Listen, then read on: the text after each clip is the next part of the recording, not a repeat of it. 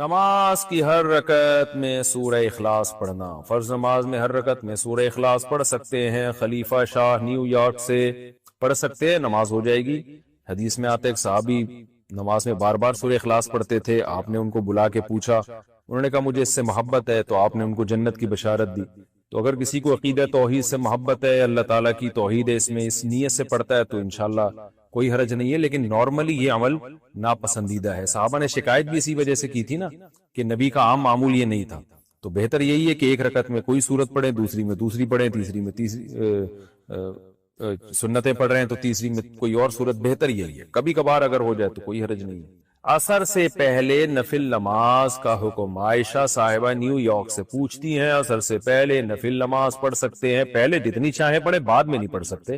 عصر کی نماز کے بعد نفل پڑھنا جائز نہیں ہے۔ ہاں قضاء عمری پڑھ سکتے ہیں، یہ کوئی اور قضا نماز ہو جائے تو وہ پڑھ سکتے ہیں، لیکن نوافل عصر کے بعد نہیں پڑھ سکتے، پہلے جتنے چاہیں پڑھیں۔ نماز میں آنکھ بند کرنا جائز ہے؟ کیا نماز میں آنکھ بند کر سکتے ہیں اور کتنی دیر تک؟ عابد خان سعودی عرب سے۔ نماز میں آنکھ بند کرنا مکروہ ہے، ناپسندیدہ ہے، کیونکہ نبی صلی اللہ علیہ وسلم ہمیشہ آنکھیں کھول کے نماز پڑھتے تھے، تو اس لیے بہتر یہی ہے کہ نماز میں آنکھ کھول کے نماز پڑھیں آپ۔ اندھیرے میں نماز پڑھنے کا حکم۔ اندھیرے میں نماز پڑھنا ممنوع ہے یا نہیں؟ عثمان غنی آئی لینڈ سے۔ کوئی ممنوع نہیں ہے، پڑھ سکتے ہیں۔ کسی نے امانت دی اور ڈاکو نے لوٹ لی تو لوٹانے کا کیا حکم ہے؟ ایک دوست نے مجھے کچھ رقم کہیں پہنچانے کے لیے دی، ایئرپورٹ سے گھر جاتے ہوئے مجھے لوٹ لیا گیا۔ کراچی کس سے لگ رہا ہے، لیکن یہ ہیں تو سعودی عرب کے۔ سعودی عرب میں نہیں ہوا ہوگا، یہ آپ کے ساتھ کراچی میں ہوا ہوگا۔ خیر، اب اس رقم کو لوٹانے کے بارے میں کیا حکم ہے اور بہتر کیا ہے؟ جزیل احمد صدیقی سعودی عرب سے۔ جزیل احمد صاحب، اگر آپ کو کسی نے امانت دی تھی اور واقعی ڈاکو نہیں لوٹی ہے تو پھر آپ پر وہ امانت لوٹانا لازم نہیں ہے۔ کسی کے پاس بھی جب امانت رکھوائی جائے نا تو اس کے اپنے کسی قصور کے بغیر اگر وہ ضائع ہو جائے تو پھر اس پر لوٹانا واجب نہیں۔ ہاں، اس طرح سے اس نے وہ امانت رکھی کہ ضائع ہونے کا خطرہ تھا، مثال کے طور پر لاکر کے بغیر باہر ہی ڈال دی اس نے اور خطرہ ہے کہ چور رہ جائے گا، تو پھر اس کا مطلب پھر یہ ذمہ دار ہوگا کیونکہ اس نے کوتاہی کی۔ اس نے اگر اپنی طرف سے کوتاہی نہیں کی اور ڈاکوؤں نے لوٹ لیے تو پھر اس پر لوٹانا لازم نہیں ہے۔ اب اگر آپ وہ پیسے یوں یوں یوں کرتے ہوئے جا رہے تھے، ڈاکوؤں کو دعوت دے رہے تھے، تو پھر تو آپ قصوروار ہوں گے، آپ پر لوٹانا لازم ہوگا۔ لیکن آپ نے بیگ میں رکھے تھے، جیب میں رکھے تھے، جہاں بھی سیف جگہ پہ رکھے تھے، پھر ڈاکوؤں نے لوٹ لی تو اب آپ پر لوٹانا کچھ بھی لازم نہیں ہے۔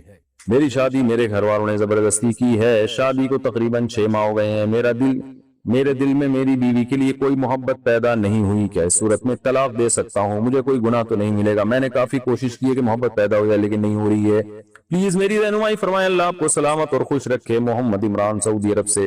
دیکھیں، ایسی صورت میں طلاق دینا جائز تو ہے، بشرطے کہ سنت کے مطابق طلاق دی جائے۔ حالت طہر میں یعنی پاکی کے ایام میں زوجہ کو ایک طلاق دی جائے، اس کے بعد دوسری نہ دی جائے، بس 3 مینسز جب بیوی کے گزریں گے تو نکاح ختم ہو جائے گا۔ زندگی میں کبھی ندامت ہوئی آپ کو، بیوی نے بھی چاہا اور آپ دونوں دوبارہ نکاح کرنا چاہیں تو نکاح کر سکیں گے۔ یہ تو میں نے شرعی مسئلہ بتایا ہے کہ جائز ہے، گناہ نہیں ہے، لیکن حدیث میں آتا ہے کہ طلاق ناپسندیدہ ہے اللہ کی نظر میں۔ اب غض الحلال اللہ طلاق، حلال چیزوں میں سب سے ناپسندیدہ طلاق، تو بلا وجہ آپ اس بات اقدام نہ کریں، تو آپ اپنی زوجہ سے اس بارے میں مشورہ کر لیں۔ ہوتا یہ ہے کہ ہماری سوسائٹی میں لڑکی کے لیے دوبارہ شادی بہت مشکل ہوتی ہے، اس کے لیے اچھا رشتہ ملنا مشکل ہوتا ہے۔ آپ تو چھوڑ دیں گے لیکن وہ جائے گی کہاں بیچاری؟ ماں باپ آج کل اتنے پاپڑ بیل کے بچیوں کی شادیاں کرتے ہیں، اس کے بعد ان کی زندگی عذاب بن جاتی ہے طلاق کا دھبا لگنے کے بعد۔ صحابہ کا دور الگ تھا، اس میں 3 4 شادیوں کا رواج تھا، ادھر کسی نے طلاق دی، ادھر 20 رشتے اس سے بہتر کھڑے ہوئے ہوتے تھے لڑکی کے لیے۔ ہماری سوسائٹی میں ایک بیوی کا رواج ہے، لڑکیوں کی دوبارہ شادی نہیں ہوتی ہے، تو ڈیورس دے دی تو بس گئی وہ بیچاری کام سے۔ تو اس لیے اپنی بیٹی سوچیں کہ آپ کی بیٹی ہوتی یا آپ کی بہن ہوتی اور آپ کا بہنوئی اس کو بلا وجہ ایسی چھوڑ دیتا تو آپ پہ کیا آرے چلتے آپ کے سینے دل پہ؟ تو جو دوسروں کے لیے پسند کرتے ہو حدیث میں وہی اپنے لیے بھی پسند کرو۔ تو اگر آپ ان کو رکھ لیں گے اور چلا لیں گے تاکہ ایک لڑکی کی زندگی، اگر وہی راضی ہے علیحدگی پہ، پھر تو دینے میں کوئی حرج نہیں، لیکن اگر اس بیچاری کا زندگی تباہ ہو رہی ہے اس سے، جیسے کہ ہماری سوسائٹی میں ہوتی ہے، تو میں آپ کو مشورہ دوں گا کہ پھر آپ یہ کام نہ کریں، کسی کی زندگی اس طرح خراب نہ کریں۔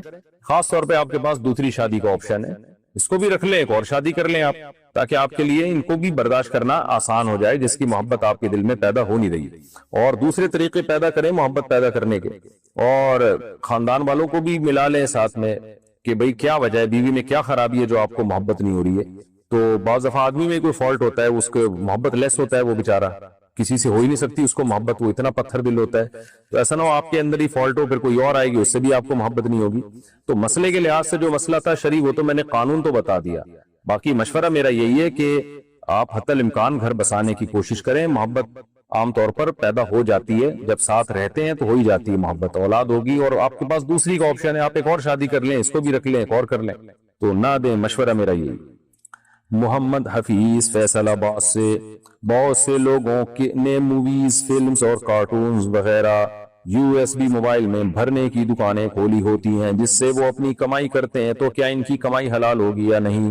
دیکھیں موویز وغیرہ حرام, یہ تو ناجائز ہیں بالکل, ان کو بھرنے کی کمائی تو بالکل حرام ہے. البتہ کارٹون وغیرہ میں گنجائش ہو سکتی ہے, لیکن موویز وغیرہ ان کو کاپی کر کے دینا یہ جائز نہیں ہے, اور اس کی آمدن بھی حرام. نماز کی ہر رکعت میں سورہ اخلاص پڑھنا. فرض نماز میں ہر رکعت میں سورہ اخلاص پڑھ سکتے ہیں. خلیفہ شاہ نیو یارک سے پڑھ سکتے ہیں, نماز ہو جائے گی. حدیث میں آتا ہے ایک صحابی نماز میں بار بار سورہ اخلاص پڑھتے تھے. آپ نے ان کو بلا کے پوچھا, انہوں نے کہا مجھے اس سے محبت ہے, تو آپ نے ان کو جنت کی بشارت دی. تو اگر کسی کو عقیدہ توحید سے محبت ہے, اللہ تعالیٰ کی توحید ہے اس میں, اس نیت سے پڑھتا ہے, تو انشاءاللہ کوئی حرج نہیں ہے. لیکن نارملی یہ عمل ناپسندیدہ ہے. صحابہ نے شکایت بھی اسی وجہ سے کی تھی نا, کہ نبی کا عام معمول یہ نہیں تھا. تو بہتر یہی ہے کہ ایک رکعت میں کوئی سورت پڑھیں, دوسری میں دوسری پڑھیں, تیسری میں سنتیں پڑھ رہے ہیں تو تیسری میں کوئی اور سورت. بہتر یہی ہے. کبھی کبھار اگر ہو جائے تو کوئی حرج نہیں ہے. عصر سے پہلے نفل نماز کا حکم. عائشہ صاحبہ نیو یارک سے پوچھتی ہیں, عصر سے پہلے نفل نماز پڑھ سکتے ہیں؟ پہلے جتنی چاہیں پڑھیں, بعد میں نہیں پڑھ سکتے. عصر کی نماز کے بعد نفل پڑھنا جائز نہیں ہے. ہاں قضاء عمری پڑھ سکتے ہیں, یا کوئی اور قضا نماز ہو جائے تو وہ پڑھ سکتے ہیں, لیکن نوافل عصر کے بعد نہیں پڑھ سکتے. پہلے جتنے چاہیں پڑھیں. نماز میں آنکھ بند کرنا جائز ہے؟ کیا نماز میں آنکھ بند کر سکتے ہیں, اور کتنی دیر تک؟ عابد خان سعودی عرب سے. نماز میں آنکھ بند کرنا مکروہ ہے, ناپسندیدہ ہے, کیونکہ نبی صلی اللہ علیہ وسلم ہمیشہ آنکھیں کھول کے نماز پڑھتے تھے. تو اس لیے بہتر یہی ہے کہ نماز میں آنکھ کھول کے نماز پڑھیں آپ. اندھیرے میں نماز پڑھنے کا حکم. اندھیرے میں نماز پڑھنا ممنوع ہے یا نہیں؟ عثمان غنی آئی لینڈ سے. کوئی ممنوع نہیں ہے, پڑھ سکتے ہیں. کسی نے امانت دی اور ڈاکو نے لوٹ لی تو لوٹانے کا کیا حکم ہے؟ ایک دوست نے مجھے کچھ رقم کہیں پہنچانے کے لیے دی, ایئرپورٹ سے گھر جاتے ہوئے مجھے لوٹ لیا گیا. کراچی کس سے لگ رہا ہے, لیکن یہ ہیں تو سعودی عرب کے. سعودی عرب میں نہیں ہوا ہوگا, یہ آپ کے ساتھ کراچی میں ہوا ہوگا. خیر, اب اس رقم کو لوٹانے کے بارے میں کیا حکم ہے اور بہتر کیا ہے؟ جزیل احمد صدیقی سعودی عرب سے. جزیل احمد صاحب, اگر آپ کو کسی نے امانت دی تھی اور واقعی ڈاکوؤں نہیں لوٹی ہے تو پھر آپ پر وہ امانت لوٹانا لازم نہیں ہے. کسی کے پاس بھی جب امانت رکھوائی جائے نا, تو اس کے اپنے کسی قصور کے بغیر اگر وہ ضائع ہو جائے تو پھر اس پر لوٹانا واجب نہیں ہے. ہاں, اس طرح سے اس نے وہ امانت رکھی کہ ضائع ہونے کا خطرہ تھا. مثال کے طور پر لاکر کے بغیر باہر ہی ڈال دی اس نے, اور خطرہ ہے کہ چور لے جائے گا, تو پھر اس کا مطلب پھر یہ ذمہ دار ہوگا, کیونکہ اس نے کوتاہی کی ہے. اس نے اگر اپنی طرف سے کوتاہی نہیں کی اور ڈاکوؤں نے لوٹ لی ہے تو پھر اس پر لوٹانا لازم نہیں ہے. اب اگر آپ وہ پیسے یوں کرتے ہوئے جا رہے تھے, ڈاکوؤں کو دعوت دے رہے تھے, تو پھر تو آپ قصوروار ہوں گے, آپ پر لوٹانا لازم ہوگا. لیکن آپ نے بیگ میں رکھے تھے, جیب میں رکھے تھے, جہاں بھی سیف جگہ پہ رکھے تھے, پھر ڈاکوؤں نے لوٹ لی, تو اب آپ پر لوٹانا کچھ بھی لازم نہیں ہے. راستے میں چلتے ہوئے درود پڑھنا کیا منع ہے؟ درود شریف راستے میں چلتے ہوئے پڑھنے سے بعض علماء منع کرتے ہیں, اس کی کیا حقیقت ہے؟ میرج تاج علی, نہ چھوٹا لکھا ہوا, تاج علی پشاور سے. نہیں جی, ناجائز نہیں ہے, باعث سعادت ہے. چلتے ہوئے ادھر ادھر کی باتیں کرنے سے بہتر نہیں ہے کہ آپ درود شریف پڑھ لیں, تو بالکل جائز ہے, پورا ثواب ملے گا انشاءاللہ. ٹوپی کی جگہ کیپ لگا سکتے ہیں. اگر کبھی کبھی کوئی ٹوپی کے بدلے کیپ لگا لے تو کیا اس سے سنت ادا ہو جائے گی؟ عادل صاحب کشمیر سے. سر ڈھانپ کے نماز پڑھنا سنت ہے. کیپ اگر آپ نے اس کا رخ پیچھے کر دیا, اس کے جو شیڈ ہے, تو بھی سنت پوری انشاءاللہ ہو جائے گی. بہتر یہ ہے کہ ٹوپی پراپر جو نمازی لوگ استعمال کرتے ہیں وہ والی کیا کریں. کبوتر پالنے کا مشغلہ کیسا ہے؟ کبوتر پالنا اڑانا ثواب ہے یا نہیں؟ عامر مرزا. اڑانا تو بالکل بھی ثواب نہیں ہے, بلکہ بعض فقہا نے تو اس کو ناجائز لکھا ہے. وجہ اس کی یہ کہ جب آپ کبوتر پالتے ہو اور اڑاتے ہو تو چھتوں پہ چڑھتے ہو, لوگ گھروں میں عورتوں پہ نظر پڑتی ہے, سارا محلہ پریشان ہوتا ہے, پھر سیٹیاں بجا رہے ہوتے ہو, بالکل عجیب سے اسٹائل میں. تو ہم نے دیکھا ہے کبوتر بالوں کو کس طرح سے عجیب عجیب حرکتیں کر رہے ہوتے ہیں. یا تو آپ گاؤں دیہاتوں میں کہیں جہاں آبادی نہیں ہو جنگلوں میں وہاں جا کے پال رہے ہیں. تو اس لیے اڑانا جو ہے نا یہ تو بالکل صحیح نہیں ہے, مکروہ سخت ناپسندیدہ کام ہے. چھتوں پہ چڑھنا پڑتا ہے اس کے لیے, بے پردگی کا خطرہ, بد نظری کا خطرہ ہوتا ہے, اور وقار کے بھی خلاف ہے انسان کے. باقی اگر گھر میں ویسی پالے ہوئے چھتوں پہ سیٹیاں بجا کے اڑاتا نہیں ہے تو وہ ایک جانور ہے, حلال جانور ہے, پال سکتے ہیں. ثواب تو نہیں ہے لیکن جائز ہے. بعض لوگوں کا تو بزنس ہے, تو بزنس کی نیت سے تو بہرحال جائز ہے پالنا. اور بزنس تو کسی اگر نیت اچھی ہو تو بزنس میں ثواب بھی ملے گا. نیت کیا ہے کہ نبی صلی اللہ علیہ وسلم نے فرمایا جس نے تجارت کی تاکہ لوگوں کے سامنے ہاتھ نہ پھیلائے تو صلہ رحمی کرے, تو آپ صلی اللہ علیہ وسلم نے اس پہ خوشخبری سنائی ہے کہ ایماندار تاجر قیامت کے دن پیغمبروں کے ساتھ ہوگا. تو تجارت کے لیے پالا ہے یا ویسے ہی شوقیہ پالا ہوا ہے تو بھی ٹھیک ہے, لیکن میں مشورہ لوگوں کو یہ دیتا ہوں جب بھی جانور پالیں ضرور جانور, لیکن دو چیزوں کا خیال کریں. نمبر ایک, جانور حلال ہو. کتے بلی پالنا شریعت میں پسندیدہ کام نہیں. کتا تو بالکل ہی ناجائز ہے, بلی پال سکتے ہیں لیکن وہ بھی کوئی زیادہ شریعت میں اس کو اپریشیٹ نہیں کیا گیا, تو بلکہ بلی کی آمدن کو بھی ناپسندیدہ قرار دیا گیا ہے. تو پہلا کام تو یہ کہ حلال جانور پالیں. دوسرا, وہ جانور جس کا قوم کو اور آپ کو فائدہ ہو. مرغی یہ انڈے دیتی ہے, کل اس کو ذبح کر کے کھا بھی سکتے ہیں. بکری ہے, بچے دے گی, دودھ دے گی, نسل بڑھے گی, گوشت سستا ہوگا بکرے کا. تو اس طرح کی چیزیں پالیں جس سے آپ کو بھی فائدہ ہو اور قوم کو بھی فائدہ ہو. تو باقی جائز ناجائز کی بات نہیں کر رہا, کوئی بھی حلال جانور پالے جائز ہے, لیکن بہتر یہی ثواب ان جانوروں میں ملے گا جن کا قوم کو فائدہ ہے. ان جانوروں کو پالنے میں آپ کو ثواب ملے گا. غسل خانے جاتے وقت کون سی دعا پڑھیں؟ کیا غسل خانہ میں جاتے وقت بھی بیت الخلا والی دعا پڑھی جائے گی؟ سہیل سنگاپور سے, اگر آپ کے جو غسل خانہ ہے اسی کے اندر بیت الخلا بھی ہے تو پھر تو پڑھی جائے گی, اگر بیت الخلا اس کے اندر نہیں ہے تو پھر نہیں پڑھی جائے گی. پھر کوئی میرے علم میں کوئی دعا نہیں ہے جو غسل خانے جاتے ہوئے ثابت ہو. بس بسم اللہ پڑھ کے غسل شروع کر دیے گا. کپڑے پر مزی کی جگہ معلوم نہیں تو کیا پورا کپڑا دھوئیں گے؟ اگر مزی کپڑوں پہ لگ جائے اور پتہ نہ چلے کہ کدھر لگی ہے تو کیا پوری شلوار دھونی ہوگی؟ عبد القیوم کنڈیارو سندھ. عبد القیوم بھائی, ایسا نہیں ہے کہ پورا کپڑا دھونا پڑے.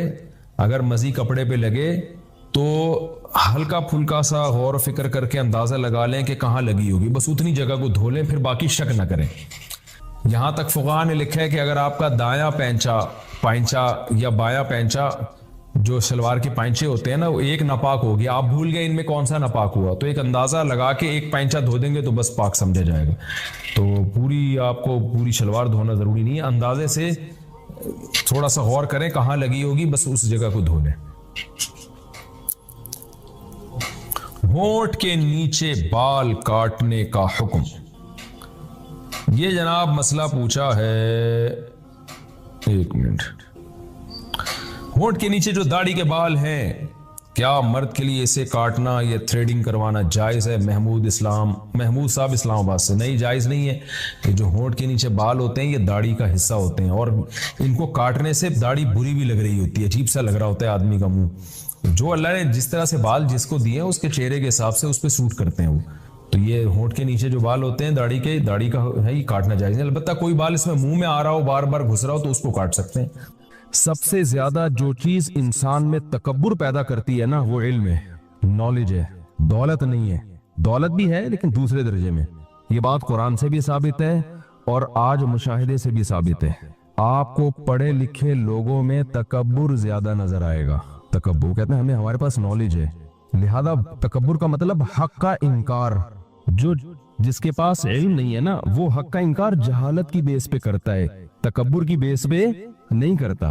جو پڑھا لکھا ہے وہ حق کا انکار کرتا ہے. تکبر کہتے ہیں بطر الحق, حق کو دھتکار دینا, اپنے آپ کو یہ سمجھنا کہ بھئی مجھے کون کیوں سمجھائے گا, میں خود پڑھا لکھا ہوں.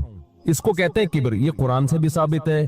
فریحوا بما عندهم من العلم. قرآن کہتا ہے جب ہمارے پیغمبر پچھلی امتوں کے پاس آئے نا, انہوں نے سمجھایا یہ برائی ہے, یہ زنا ہے, اس کو چھوڑ دو, یہ ہوموسیکشولیٹی ہے, اس کو چھوڑ دو, یہ ناپ تول میں کمی ہے, اس کو چھوڑ دو, یہ شرک ہے, اس کو چھوڑ دو.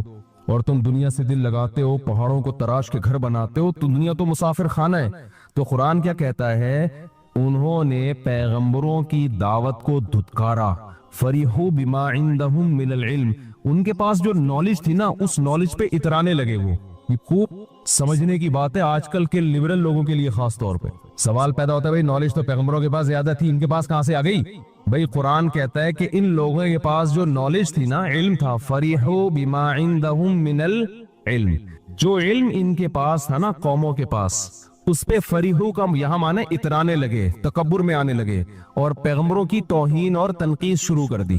سوال پیدا ہوتا ہے بھائی اگر علم پہ اترا رہے تھے تو انسان اس چیز پہ کسی کے سامنے اتراتا ہے جو اس کے پاس ہو اور سامنے والے کے پاس نہ ہو. بھائی آپ کے پاس دولت ہے تو آپ اتراؤ گے غریبوں کے سامنے نا. ایسا تو نہیں ہے کہ آپ 20 لاکھ روپے کما رہے ہو, 40 لاکھ روپے کما رہے ہو اور 1 کروڑ والے کے سامنے اترانا شروع کر دو. آپ وہ تو کہے گا تو 2 ٹکے کی تیری اوقات نہیں ہے بھائی, تو لاکھوں میں کی بات کر رہے تو کیا اترائے گا؟ لینڈ کروزر والا اترائے گا بس والے کے, ٹیکسی والے کے سامنے, تو ٹیکسی والا اترائے گا رکشے والے کے سامنے, رکشے والا اترائے گا سائیکل والے کے سامنے. ایسا تو نہیں ہوتا نا سائیکل پہ آپ لینڈ کروزر پہ آنکھیں دکھا رہے ہو. تو قرآن کیا کہہ رہا ہے؟ فریحوا بما عندهم من العلم, اللہ نے پچھلی امتوں میں پیغمبروں کو بھیجا اور وہ قومیں پیغمبروں کے سامنے اترانے لگیں, تکبر کرنے لگیں اس علم کی بیس پہ جو ان قوموں کو اللہ نے دیا تھا. سوال پیدا ہوتا ہے علم تو اللہ نے پیغمبروں کو زیادہ دیا تھا, ان کو کم دیا تھا, پیغمبروں کے مقابلے میں تو 0 تھے یہ, تو پھر اترا کیسے رہے تھے؟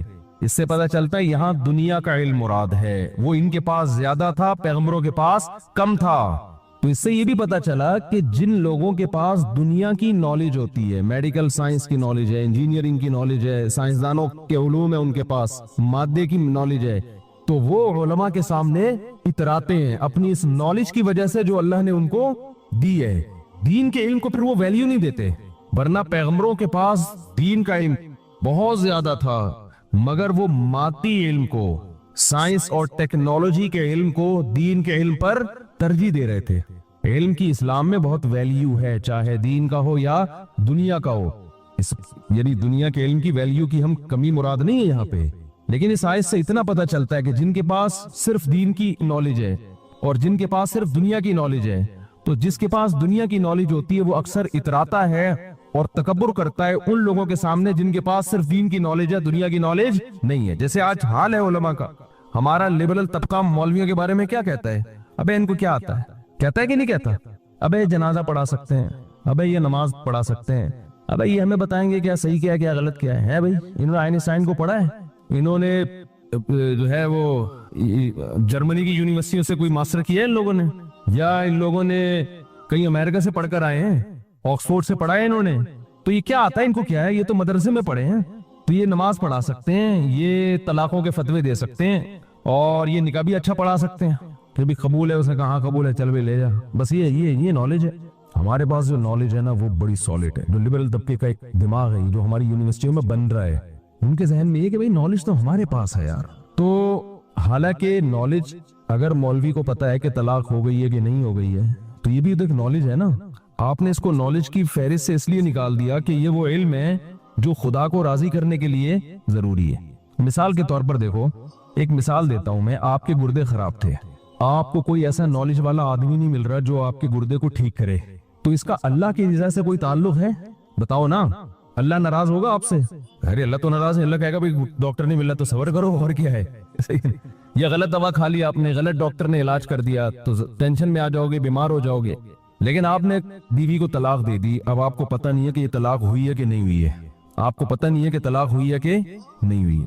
اب اگر آپ مسئلہ معلوم کیے بغیر بیگم کے ساتھ رہتے ہو تو ڈاکٹر ناراض نہیں ہوگا, نہ گردوں پہ کوئی اثر. اب ناراض کون ہوگا؟ اللہ. مسئلہ معلوم کر کے جانچتے ہو, تحقیق کر کے پتہ چلاتے ہو کہ جائز ہے کہ ناجائز ہے, تو پھر کون راضی ہوگا؟ اللہ. تو اس مسئلے کا تعلق اللہ کے راضی ہونے یا نہ ہونے سے ہے. تو جو دنیا پرست لوگ ہیں نا, ان کی نظر میں چونکہ اللہ ہی کی کوئی ویلیو نہیں ہے, لہذا ان کی نظر میں نکاح طلاق کے حکام جان لینا, وراثت کے حکام جان لینا, ابا اماں کے مرنے کے بعد بیٹی کا کتنا, بیٹے کا کتنا, میاں بیوی کے کیا حقوق ہیں, ابا اماں کے کیا حقوق ہیں, اولاد کے کیا حقوق ہیں, اور پھر نماز کیسے پڑھی جاتی ہے, سجدہ سہو کے کیا مسائل ہیں, روزہ کیسے ٹوٹتا ہے, روزہ ٹوٹنے سے کب کفارہ لازم ہوتا ہے اور بغیر کفارے کے کب ٹوٹتا ہے, صرف قضا لازم ہوتی ہے, حج کا فرض ہوتا ہے, حج کا طریقہ کیا ہے, لبیک کہاں سے کہنا ہے, کتنی آواز سے کہنا ہے, کہاں سے پہلے احرام باندھنا ہے, احرام کی پابندیاں کیا ہیں, اگر یہ ہو جائے تو احرام ٹوٹ جاتا ہے, یہ ہو جائے تو احرام ٹوٹتا نہیں لیکن دم واجب ہوتا ہے, سمجھے, وقوف عرفہ کسے کہتے ہیں, طواف زیارت کی کیا ویلیو ہے, پھر اعتکاف کے کیا احکام ہیں, سمجھ میں آ رہی ہے بات, عمرہ کیسے کرتے ہیں, حج فرض کن لوگوں پر ہوتا ہے, پھر زکوٰۃ کے کیا احکام ہیں, سونے کی زکوٰۃ کتنی ہے, پیسوں کی زکوٰۃ کتنی ہے, کتنی ویلیو پہ زکوٰۃ ہے, کتنی ویلیو پہ قربانی ہے, یہ ساری ٹینشنیں, یہ سارے مسائل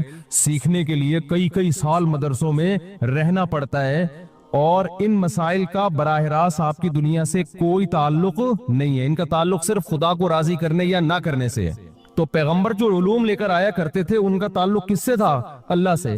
تو دنیا پرست لوگوں کی نظر میں چونکہ اللہ کی کوئی ویلیو نہیں ہے, لہذا جو اللہ کی راضی کرنے کے علوم کو جانتا ہے اس کی بھی کوئی ویلیو نہیں ہے. وہ جانتے ہیں کہ یار یہ جو بزنس کا یہ طریقہ ہمیں آتا ہے, یہ مولویوں کو نہیں آتا, ہمیں گردے سے پتھری نکالنا آتی ہے, مولویوں کو نہیں آتی, علماء کو نہیں آتی, ہمیں جناب گنجے کے سر پہ بال کیسے نکلائیں یہ ہم سے پوچھو, یوٹیوب پہ چینل ملیں گے آپ کو, گنجے کے سر پہ بال کیسے نکلائیں, اور کمال ہے کہ علماء بھی اس کو زیادہ سن رہے ہوتے ہیں, مولویوں کو کم سن رہے ہوتے ہیں, یعنی کیونکہ یہ تو ہر ایک کا مسئلہ ہے نا, سر سے بال, گنجے کے سر پہ بال کیسے نکلیں. اتنے گنجوں نے, ایک ڈاکٹر نے بتایا کہ گنج پن کا علاج نا, وہ عنوان بھی بڑا بڑا ٹنڈ لگا کے لگاتے ہیں یوٹیوب میں نا, اٹریکشن کے لیے. آج کل ترکیبیں کیا ہیں, آپ نے اگر گنج پن کا علاج تو ایک گنجا لگاؤ سامنے, تھمبنیل میں نا گنجے کی ٹنڈ آ رہی ہو, اور پھر ایک دوسری تصویروں کے گھنے گھنے بال, تو ویسے خوشی سے بال نکل آتے ہیں منظر دیکھ کر. تو ہر چیز پہ ریسرچ ہو رہی ہے, ایٹم پہ ریسرچ ہو رہی ہے, سائنس کے BCO ٹاپک ہیں, BCO ٹاپک, ہر ٹاپک کی ہماری سوسائٹی میں قدر ہے. کچھ بھی لے کے بیٹھ جاؤ نا آپ, اولیو آئل کے فائدے بیان کرنا شروع کر دو, اس کی بھی بڑی قدر ہے ہماری سوسائٹی میں. لیکن جو ہمارے لوگ, جو دین سے دور لوگ ہیں, جو ترقی کی صبح و شام رٹ لگاتے ہیں, ان کی نظر میں جس علم کی بالکل کوئی ویلیو نہیں ہے, وہ علم جس سے خدا راضی ہوتا ہے. اور یہ علم کون لے کر آتے ہیں, بولو, پیغمبر یہ علوم کو لاتے ہیں. تو قرآن کیا کہتا ہے, جب بھی پچھلی امتوں میں ہم نے کسی پیغمبر کو بھیجا, فریحوا بما عندهم من العلم, تو ان قوم کے پاس جو نالج تھی نا, اس نالج کی بیس پر وہ پیغمبروں کے سامنے اترانے لگے, تکبر کرنے لگے. کیا مطلب, تمہیں آتا کیا ہے, آتا تو ہمیں سب کچھ ہے. مثلا قوم عاد اگر پہاڑوں کو تراش کے گھر بنایا کرتی تھی, چٹانوں کو تراش کے, تو یہ بہت مشکل کام ہے نا. اچھا یہ سمجھ لو کہ جتنا ہم پرانے لوگوں کو بے وقوف سمجھتے ہیں نا سائنس اور ٹیکنالوجی میں مانتا ہوں کہ آج سائنس نے بہت ترقی کی ہے, لیکن اتنے بے وقوف نہیں تھے جتنے ہم سمجھ رہے ہیں ان کو. صحیح ہے نا, یہ ذہن میں رکھیں. یہ بات قرآن سے بھی ثابت ہے کہ پہلے زمانے میں بھی بہت ترقی کی ہے انسان نے, پھر تباہی آئی ہے جس سے دوبارہ تنزل ہوا, پھر یہ کئی بار اوپر نیچے گیا ہے انسان, کلابازیاں کھائی ہیں. احرام مصر دیکھ لو آپ, آج تک دنیا حیران ہے کہ یہ بنا کیسے بھائی. اور لاشوں کو محفوظ رکھنے کے طریقے, اس زمانے میں علاج بھی تھے. بعض حکیموں کی دوائیاں ایسی ہیں 1.5 2 ہزار سال پرانے نسخے ہیں, 2 ہزار سال گزر گئے, اب تک وہ ان بیماریوں میں فائدہ دے رہی ہیں. وہ تو 2 ہزار 3 ہزار سال پرانی دوائیں بھی ہیں. کبھی چھاؤں میں بیٹھیں گے تو بتاؤں گا انشاءاللہ. خمیرہ گاؤ زبان کھا لیا کریں صبح صبح, بڑی دماغ کو طاقت دیتا ہے.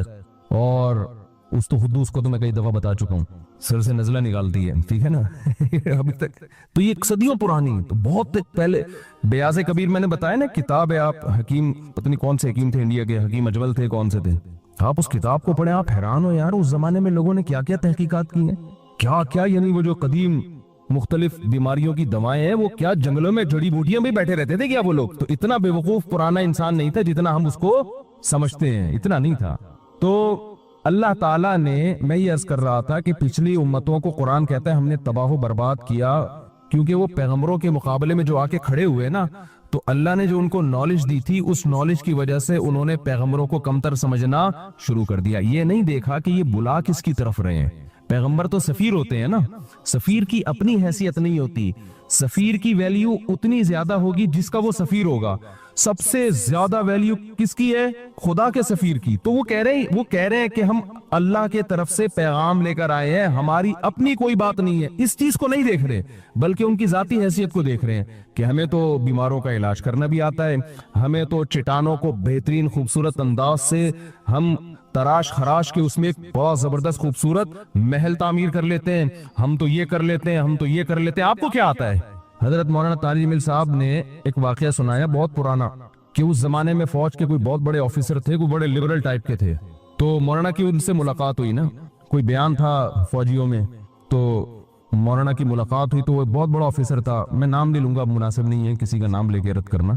تو اس نے مولانا سے پوچھا کہ آپ کیسے اس فیلڈ میں آئے، مولانا کیسے بنے آپ؟ انہوں نے بتایا کہ میں تو میڈیکل سائنس میں پڑھ رہا تھا، ڈاکٹر بن رہا تھا، تو پھر میں رائے والے آئے، تبلیغ والے گشت کر کے لے گئے، تو میں نے کہا چلو عالم بنتا ہوں. تو اس نے تھوڑا سا نا تنزیہ کہا کہ ڈاکٹر ہی بن جاتے اچھا تھا یار، ٹھیک ہے نا، ایسے تنزیہ کہا کہ یار ڈاکٹر بن جاتے. بات سمجھ میں آ رہی ہے؟ ڈاکٹر بن جاتے یار، کوئی کام آتے لوگوں کے. ابھی کیا ادھر بیان کیا ہے یوں ماں باپ کے حقوق اور بیوی کے حقوق اور مسکرا کے بات کرنے کے فضائل، ان ٹاپک کو لوگ سمجھتے ہیں بالکل کیا ہے، یہ انتہائی فضول. ابھی جنازہ و نازہ کوئی دعا کروا لے گا، مولوی صاحب میرے ابا بیمار ہیں، مولانا طارق جمیل صاحب آپ کائنڈلی ان کے لیے دعا کریں. تو آپ ڈاکٹر بنتے، کتنے اونچے ڈاکٹر ہوتے، آج آپریشن کر رہے ہوتے یہ ہارٹ کا، اور جناب اس کے گردے اردے سیٹ کر کے تھینی تھوڑے سے، کسی کے گردے خراب، کسی کو کوئی مسئلہ ہو، کتنا ایک خدمت ہوتی ہے نا انسانیت کی. تو یقیناً ڈاکٹر بننا بھی بہت بڑی فضیلت کی بات ہے اگر اللہ کی رضا کے لیے ہو.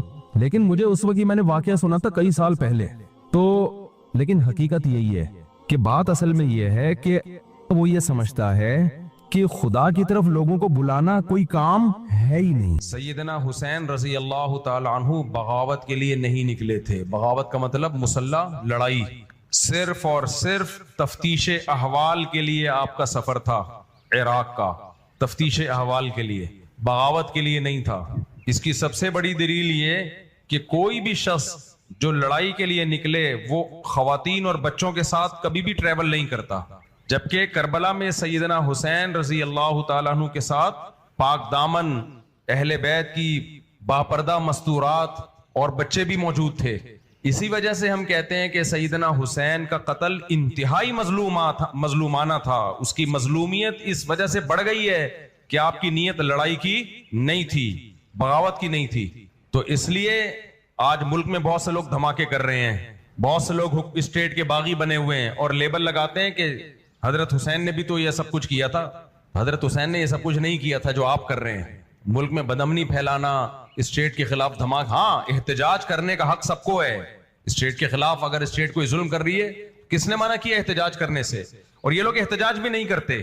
اس لیے ٹی وی پہ جو کچھ اسکالرز آ کے بڑی بڑی باتیں کر رہے ہیں نا، ایک اسکالر نے کہا موسیٰ علیہ السلام بھی تو فرعون کے مقابلے میں آئے تھے، تو یہ مولوی لوگ کیوں نہیں آتے؟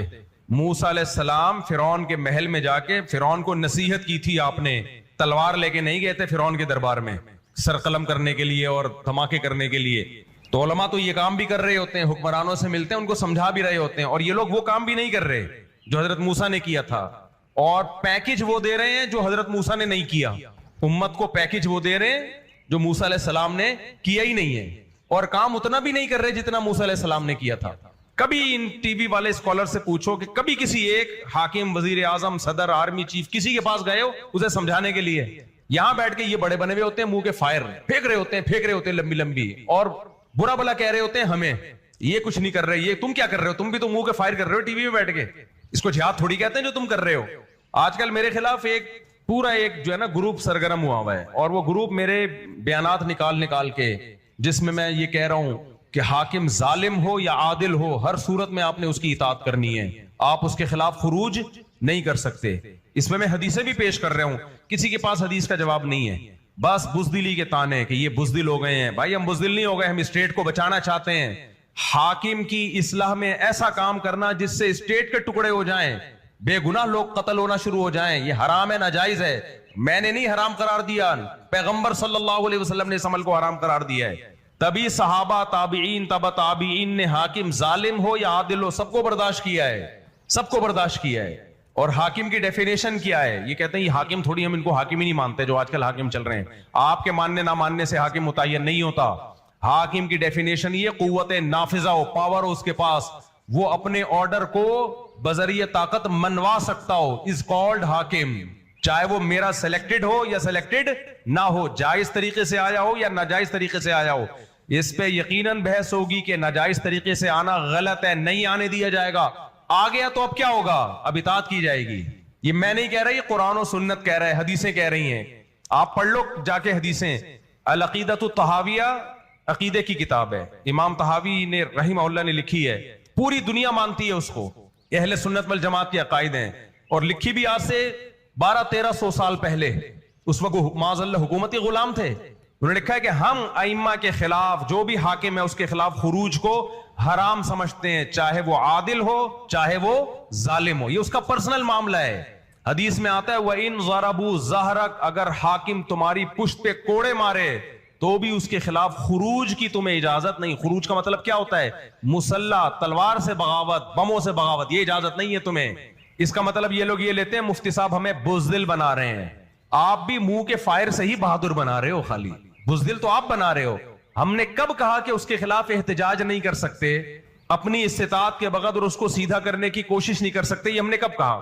ہم کہہ رہے ہیں تلوار مت اٹھاؤ اسٹیٹ، کیونکہ حاکم اچھے برے آتے جاتے رہتے ہیں، لیکن جب آپ حکومت کے خلاف بموں سے، تلواروں سے، کلاشن کوفوں سے خروج کرو گے، نتیجہ یہ نہیں ہوگا کہ اچھا حاکم آ جائے گا، نتیجہ نکلے گا آپ کی اسٹیٹ ٹکڑوں میں تقسیم، اور بین الاقوامی طاقتیں اس کو ترنے والا بنا لیں گی۔ یہ آپ کے قبضے میں نہیں آئے گا، یہ ایسا پھل ہے درخت پہ چڑھ کے جس کو آپ توڑ تو رہے ہو لیکن نیچے بالٹی کسی اور نے رکھی ہوئی ہے، یہ ٹوٹ کے آپ کی جھولی میں نہیں، یہ کس کی جھولی میں گرے گا؟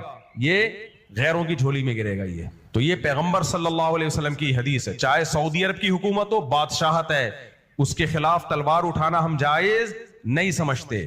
اور یہ جو ہمیں درباری سرکاری کہہ رہے ہیں نا، کہتے ہیں ناجائز حکومتوں کو سپورٹ کرتے ہیں، تم کیا کر رہے ہو؟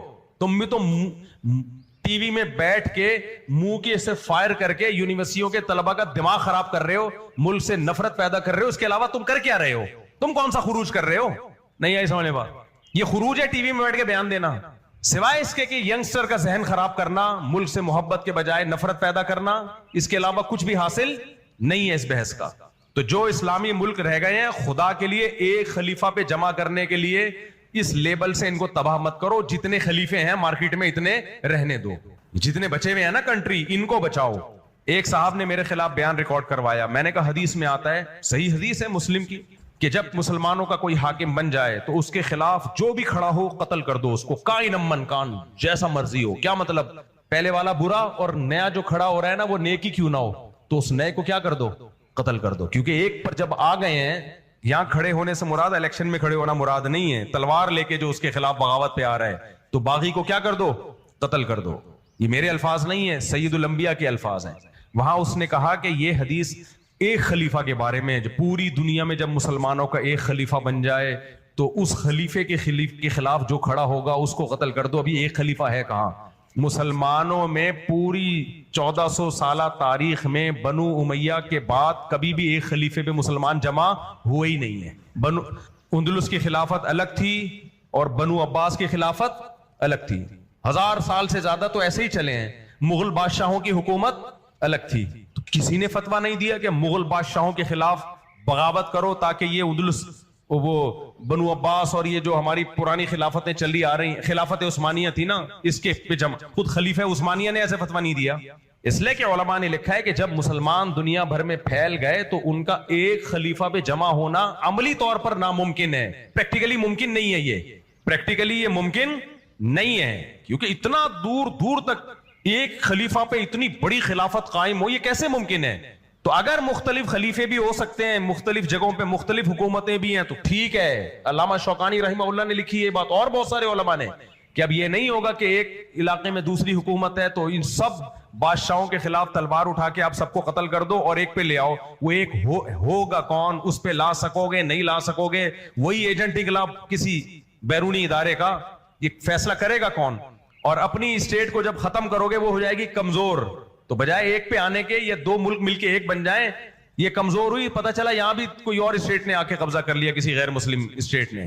تو اس لیے جتنے اسلامی کنٹری رہ گئے ہیں ان کو متحد کرنے کی کوشش ضرور کریں، ایک بلاک بنائیں، متحد ہو جائیں، محبت سے رہیں، لیکن زبردستی ان کو ایک بادشاہ ایک امیر کے تحت لانے کی کوشش تلوار کی طاقت سے کرنے کی کوشش کی تو یہ ایک خلیفہ نہیں آئے گا۔ یہ اگر ابھی 50 خلیفے ہیں تو یہ 50,000 خلیفے ہو جائیں گے مارکیٹ میں۔ سمجھ میں آ رہی ہے بات؟ یہ وہی بات ہے جو میں اہل حدیثوں سے کہتا ہوں کہ 4 فقہ ہیں نا، یہ کہتے ہیں قرآن حدیث کے نام پہ ایک کرو، یہ 4000 ہو جائیں گے، ایک نہیں ہوں گے، کیونکہ اہل حدیثوں میں ہر شخص کا ایک الگ فقہ ہے۔ ہر اہل حدیث ایک امام ہے اپنے مسلک کا, وہ دوسرے کی بات نہیں مانتا, اس سے فتویٰ لو وہ اس کی بات نہیں مانے گا. تبھی آپ نے ٹیلی ویژن, میں اہل حدیث کو اہل سنت والجماعت میں داخل سمجھتا ہوں, اتنا کچھ مخالف بولنے کے باوجود بھی. یہ مطلب نہیں ہے کہ وہ جہنمی ہے, لیکن جس ٹریک پہ وہ لے کے چل رہے ہیں نا امت کو متحد کرنے کے, وہ متحد کرنے کا ٹریک سوٹیبل نہیں ہے, اس سے متحد نہیں ہوں گے, ٹوٹتے چلے جا رہے ہیں. متحد وہی ہوں گے جو 1400 سال سے جو طریقہ چلا آ رہا ہے کہ چاروں ائمہ برحق ہیں, چاروں میں سے کسی ایک کو فالو کرو بس.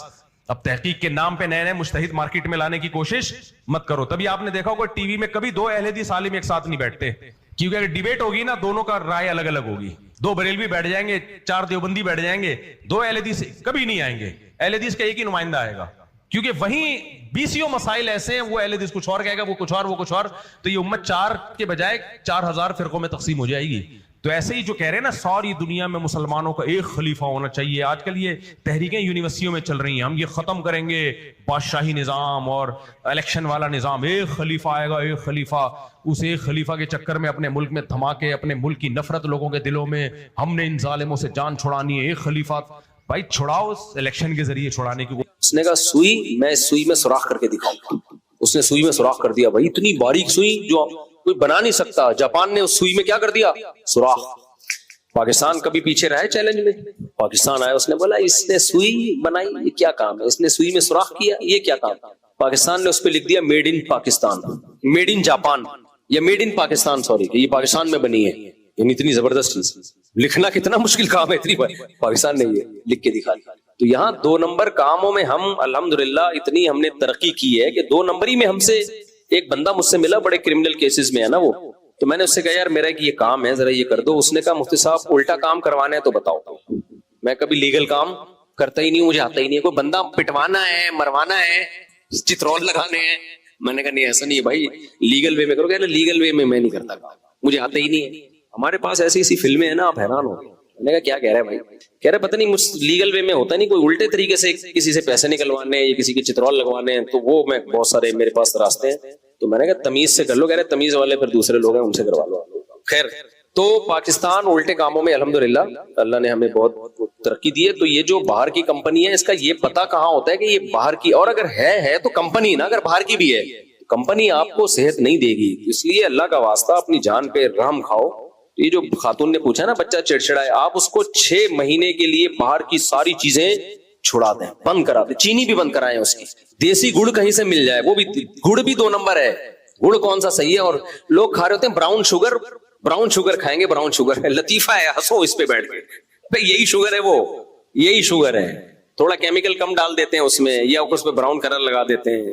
تو شوگر ہی نہیں کھاؤ, براؤن ہو یا گڑ بالکل کہیں سے دیسی مل جائے تو ٹھیک ہے, یا شہد ہے, باقی یہ بیکار باتیں ہیں. تو اس لیے میں صرف ایک نقصان دہ چیز کھاتا ہوں, وہ ہے چائے, پیتا ہوں. وہ بھی میں نے اس لیے کہ تقوی کا ایسے معیار پہ مت جاؤ کہ وہ افورڈ ہی نہ کر پاؤ, پھر چرچ پہ آ جاؤ ڈائریکٹ.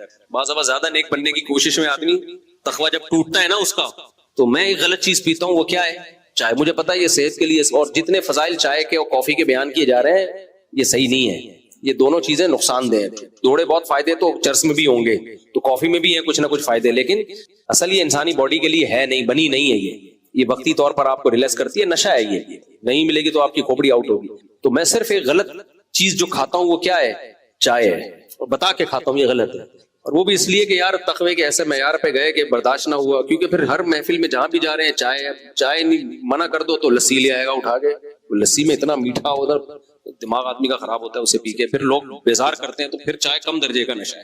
جس محفل میں ہیروئن مل رہی ہو وہاں چرس پی رہا ہو نا کوئی, تو اس کو شاباش دینی چاہیے کہ اس کے پاس آپشن ہیروئن کا تھا, لیکن گزارا کس پہ کر رہا ہے. تو یہ چھوڑ دو. یہ بچوں کو خاص طور پہ چاکلیٹیں موکلیٹیں, یہ ابھی بچے ہمارے سب بچے جب اکٹھے ہو جاتے ہیں نا تو 1 نمبر کے شرارتی ہوتے ہیں. عید پہ سارے بچے, ساری channel A, channel B, channel C, D, سارے چینلوں کے بچے اکٹھے ہوتے ہیں تو کنٹرول سے باہر ہوتے ہیں. ایک بچے نے, عیدیاں بھی بہت ملی ہوئی تھی, ہمیں نہیں پتا تھا, سارے کمرے میں جمع ہو کے نا عیدیاں تو شو کر رہے ہوتے ہیں نا, میرے پاس اتنے بچوں کی تو یہی عید ہوتی ہے. تو کیا ہوا, ایک بچے نے اتنے پاپڑ کھائے ہیں, اس کو پھر مجھے تو پتا نہیں تھا, اس کو ہاسپٹل لے کر گئے رات, اس کو الٹیاں, موشن, اتنا زخم ہوا میدے میں اس کے. تو بہت کنٹرول کرنا پڑتا ہے میرے بھائی.